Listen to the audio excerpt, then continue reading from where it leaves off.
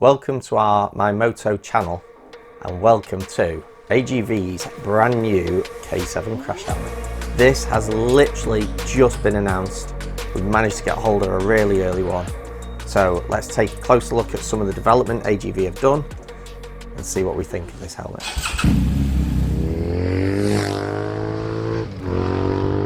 Now first of all, AGV's K7 helmet, although on paper it is a replacement for the K5 because it's a composite shell with a flip down internal visor, it wouldn't be fair to really compare it to the K5. This is actually more of a hybrid of other helmets when you look closer at it. Let's have a quick look at some of this helmet's key features. It has a composite fibre outer shell. It comes in 3 shell sizes. It has 4 different densities in its EPS lining. It weighs in at around 1,590 grams. It has a 190-degree field of vision. And it includes a 120 XLT pin lock in the box. The AGV K7 will start at £379.99 for a black or white model, and this Nardo grey one that I'm using in the video will retail for £389.99. So, first of all, we've got the internal flip down visor that the K5 had. We've got a visor mechanism, which is the same as what the K1 and the K3 have got, but this mechanism is adjustable, so we can actually adjust how well this is seating onto the rubber seal for the visor port. We've got the latch at the front, same as what the K6 and the Pista has got, so you've got vented or fully closed with a button to open it. Hollow tubular visor rubber, so this always creates quite a good seal, this does, and you'll see this on the Pista and the K6. So then when we turn it upside down and have a look, not only can we see the slider for the internal visor, you can see there's actually got the cover for the AGV Insyde intercom system. So this is built for the Insyde to go in. The Insyde module goes in the back there, the buttons go on the side here when this plate removes, and it's all been channeled out for your wires to go into and your speakers to drop in. In fact, the Insyde system was actually developed to go on the Tour modular helmet, and it has a boom mic. What they've done is actually made a holder for that boom mic, so it sits behind this trim, so it's all nice and neat and tidy.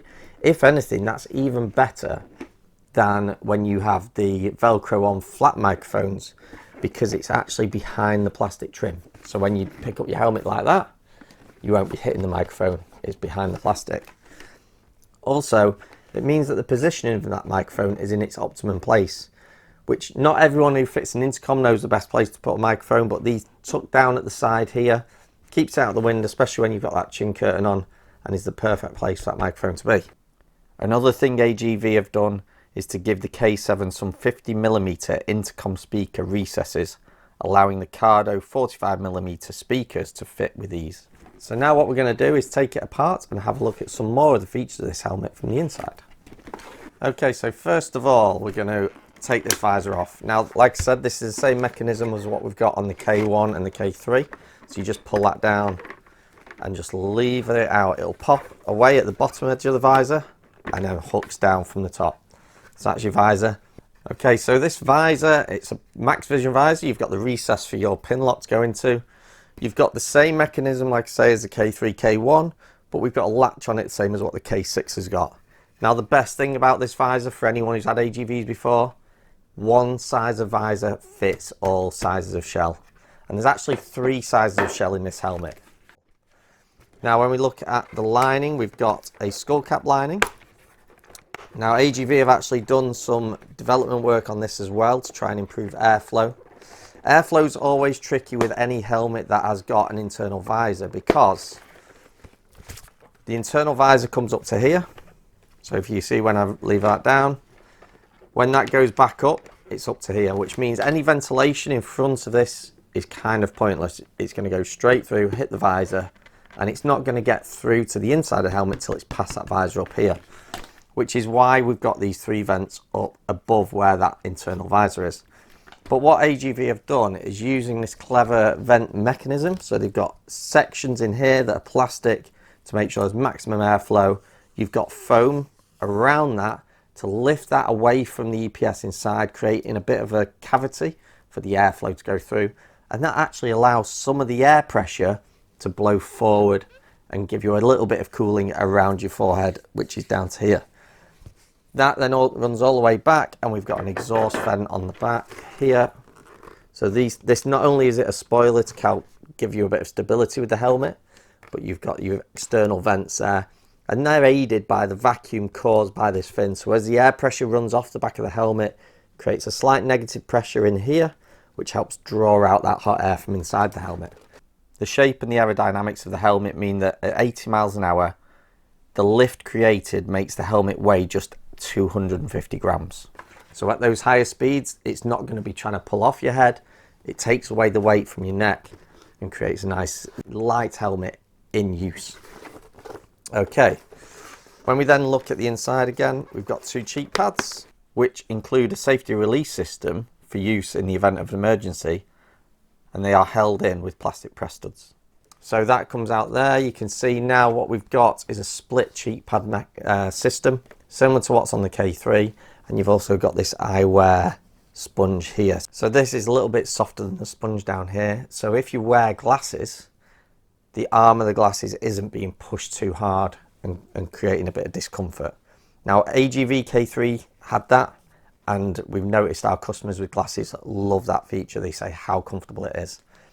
By having split cheek pads as well, same as the K3, you can get different size cheek pads, so you can customize the fit on these helmets slightly.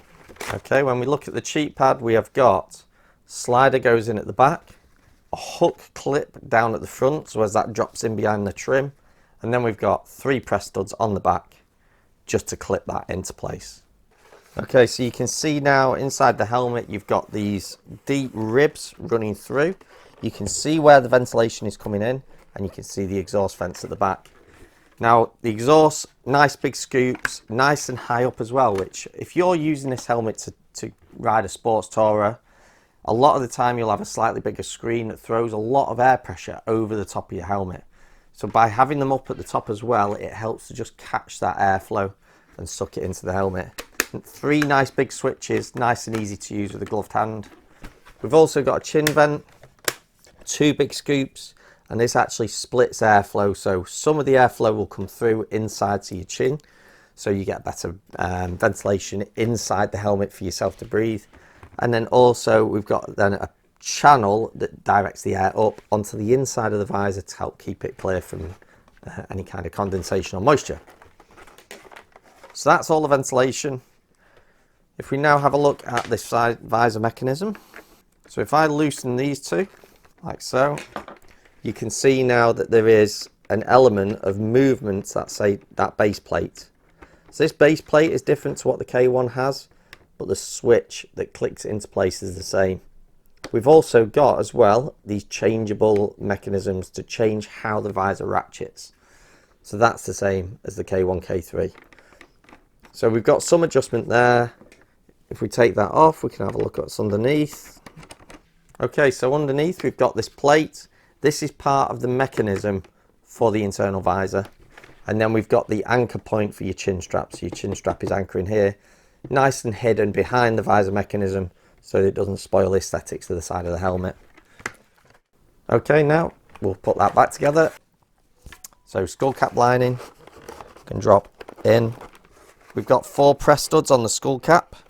So just line it up, press until you hear a click.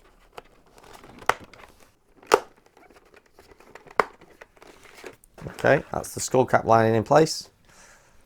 Cheek pads, start at the back, slot this down into the back of the helmet and push it back until you can see that this lines up with the red tab at the front.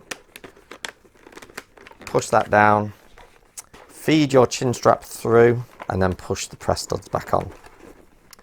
Now another thing this helmet has got as well, when you look at the chin strap, it is actually one of the ratchet systems. So this is the same as what the K3 has got.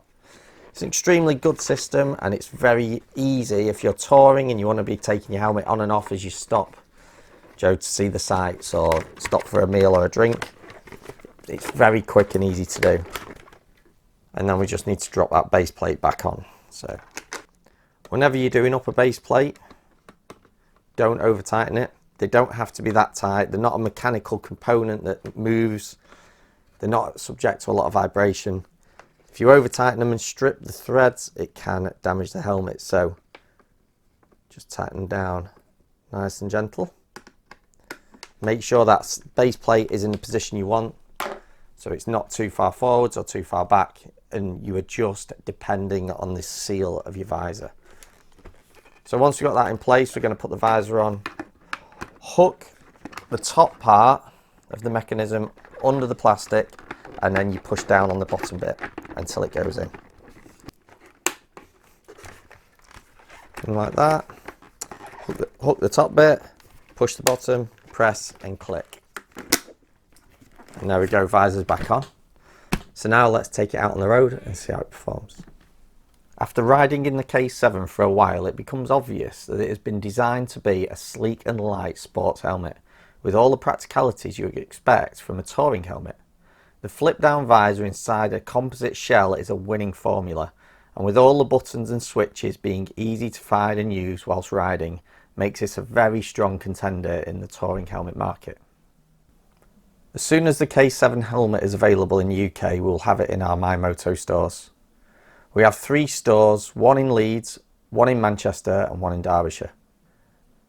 If you'd like to support our channel, then please leave us a like, subscribe, and next time you're looking for some motorcycle kit, come and check us out first.